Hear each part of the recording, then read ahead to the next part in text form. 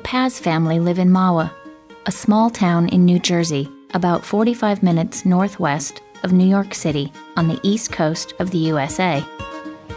Jerry and Michelle have 4 children, 3 sons and 1 daughter. Amanda, who is at high school, is their eldest child. Gerald is 12 and Jeremy is 7. Their youngest son, Julian, is 4 years old. The family have 2 guinea pigs called Bart and Spider Pig. The family have lived in Mahwah for 14 years. Before moving to their 4-bedroomed house 9 years ago, they lived in an apartment. Like many families in the United States, Jerry and Michelle come from very different cultural backgrounds. Jerry's parents, Victor and Lola, live nearby. My name is Lola Paz. My name is Victor Paz. We come from Lima, Peru.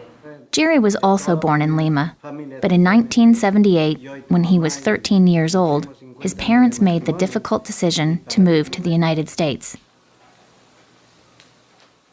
The family had 5 children and hoped that there were more jobs and opportunities in the USA. Today, Jerry works in a hospital. I work at the Valley Hospital as a information systems technician. I've been working there for the past almost 7 years now, and it's been not only pretty much a rewarding job, but also I have learned a lot from the business point of view. Michelle was born in the U.S., but her birth parents were from the Philippines. She was adopted by an Irish-American family when she was just 6 days old, and she grew up in the New York area. Well, I was born in the now closed St. Vincent's Hospital in New York City in the early 70s, and I was given up for adoption when I was 6 days old. My biological parents are Filipinos from the Philippines, and because I was born in New York, that makes me Filipino-American. And my adopted parents are Irish-American. I think like my great-grandparents came over from Ireland. And the grandparents and then my parents were born here in New York. Michelle isn't working at the moment. She stays at home to look after the kids. Well, maybe we should give Amanda some straight. I used to work outside the house. Years ago, I worked in the garment district in New York for a women's clothing retailer for about 7 years, but the economy changed, so I lost my job. So I've been home with the kids for the last couple of years.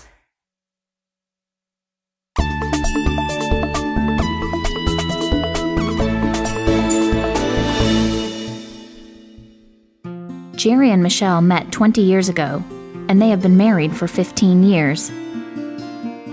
They met while they were working together in a department store. I was still in high school, and I started talking to him. And just as a joke, because again, I didn't know a lot about the Philippines or its culture, I see Jerry walking down the aisle, and I said, excuse me, are you Filipino? And he said, are you talking to me? And I said, yeah, you, come here. And I started talking to him. I said, hi, my name is Michelle. I was just curious, are you Filipino? And he says to me, yes. And then he walks away. So I go back to folding my sweaters and doing my job as a part-time salesperson. He comes back over and he says, I'm sorry, Michelle, I was only kidding. I'm not Filipino. I'm like, oh, okay, well, where are you from? He said, Peru. He started laughing and we started talking, hanging out. And 15 years, 4 kids later, we're married and doing the best we can, living our lives. The family is close-knit, and Lola and Victor play an important role in family life. They teach their children and grandchildren about their Peruvian cultural identity. For Michelle, it's more difficult to pass on her Filipino identity. I'm glad that my in-laws are involved in our lives, and I can honestly say that I'm very lucky for having such wonderful, open-minded, welcoming people in my family. I'm still trying to learn about the Philippines and its culture because I know nothing of it. So at this point in time, I can't really pass any knowledge on to my children. Any kind of cultural identity, cultural customs, traditions have been passed down to the children from the Peruvian side. as my children have their father, my husband, and their grandparents who are still in touch with their culture to teach them about the language, the customs, the traditional dress, the dances. We're still learning that. My mother-in-law, she's an amazing Peruvian food cook, and she's been feeding me basically since Jerry walked in and introduced me to his family. So I've seen all different kinds of cuisines and entrees from the Peruvian side, and a lot of the stuff is delicious. I've also learned how to cook some of the things, and which has also made Jerry happy.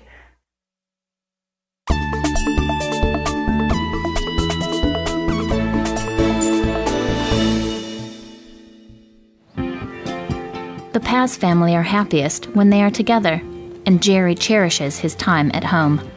Whenever I see them smiling, laughing, having a good time, and there are quite a few times like I just can't wait to get out of work, be home with my kids, see them, be with them, be with my wife, and see them happy. Yeah. But still, sometimes life can be difficult, and there are many challenges to overcome. Their oldest son, Gerald, suffers from autism. It's very difficult for him to communicate with other people, and he needs special help and support. But the family not only work together to help Gerald overcome his disability, but they also help raise money for research into autism. Some of the things that make the family the happiest are when we are doing activities that are either helpful to ourselves or helpful to others. For example, we did a Northern New Jersey autism walk last weekend. We were very happy to walk as a team and help raise money to fund autism research. Jerry and Michelle worry about the future for all of their children. I worry that there will be appropriate jobs for them after they finish college, or that I worry that they'll find the right people, and whether it's someone of their own race and culture or someone different. I worry that they'll be happy and not have to go through personal pains and challenges. But like their parents before them, they simply want to do the best for their children and hope that whatever happens, their children are happy.